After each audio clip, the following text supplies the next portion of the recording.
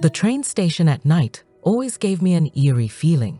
The cavernous platform, dimly lit by flickering fluorescent lights, seemed to echo with the whispers of forgotten travelers.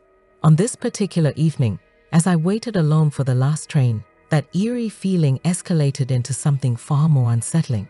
It was a late autumn night, and a thick fog had settled over the station, shrouding it in an otherworldly mist. The dim glow of the platform's lights struggled to penetrate the dense fog, casting long, ghostly shadows that seemed to dance and sway with a mind of their own. I had taken this late-night train countless times before, but tonight was different. As I stood there, peering into the murky distance, I had an overwhelming sense of being watched. I turned around, expecting to see a fellow traveler, but the platform was empty except for me. I brushed off the unease and checked the time on my phone. The train was running late, a common occurrence on this line. I sighed and leaned against one of the cold, graffiti-covered pillars, hoping to pass the time with some music. As I scrolled through my playlist, I heard it, a soft, disembodied whisper, barely audible above the hum of the station's lights and the distant rumble of traffic. It was a "Name My Name," spoken in a voice so faint and ethereal that it sent a shiver down my spine. "Sarah." I froze, my heart pounding in my chest. I glanced around, but there was no one in sight. The station remained eerily empty, except for the shifting fog. I told myself it must have been a trick of the wind, a mere coincidence, but my unease deepened. I turned my attention back to my phone, determined to ignore the strange occurrence. I plugged in my earbuds, cranked up the volume, and closed my eyes, trying to lose myself in the music. But the whisper persisted, growing louder and more insistent with each repetition. "Sarah." It was as if the voice was coming from within my own mind, a haunting presence that refused to be ignored. Panic surged through me as I ripped the earbuds from my ears and scanned the platform once more. Still, I was utterly alone. The fog seemed to thicken, swirling around me like a malevolent presence. It crept up my legs and settled around my ankles, and I couldn't shake the feeling that it was alive, that it was trying to ensnare me.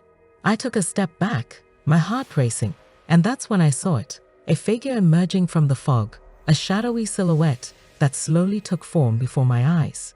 It was a woman, her face obscured by long, tangled hair. She wore a tattered, blood-stained gown that billowed around her like a shroud.